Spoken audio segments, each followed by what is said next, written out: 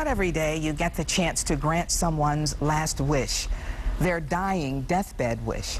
But over the past 9 months, Bill Spencer and the Call for Action team have been able to do just that.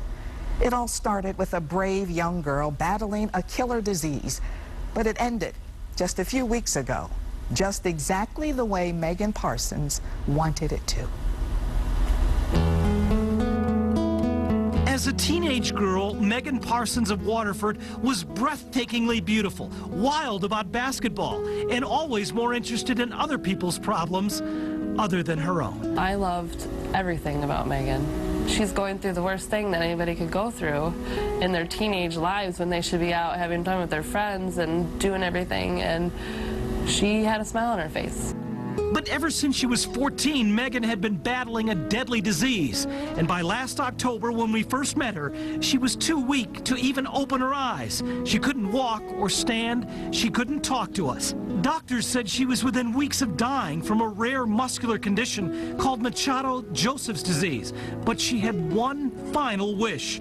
She wanted me and the Call for Action team to make happen. She wanted to be buried right next to her mother, who tragically had died from the same disease. Because, you know, we didn't get much of my mom. She died when I was 16 and Megan was 13. And literally after a year after she died, Megan started coming down with this, and I think she would have felt comfort knowing that she was laid to rest next to my mom. The trouble is, Megan's family couldn't afford the $6,000 it would take to make Megan's wish come true. So Megan's sister called the Call for Action team for help. And just 1 week later, it is a check for $6,000. He wanted to take care of the whole thing.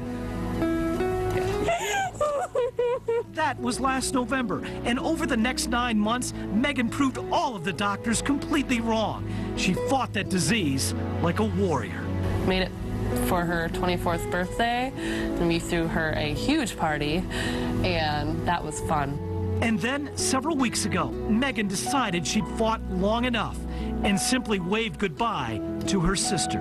We put her to bed, and when I was putting her to bed, she was waving goodbye to me, and I asked, "Why are you saying goodbye?" And then she was just kept waving goodbye, and I said, "Oh, it's not goodbye. I'll see you in the morning when I get up for work." Megan died just a few hours later, and now, just as she wished for, she's buried just a few feet away from her mother's gravesite at the Roseland Park Cemetery in Berkeley.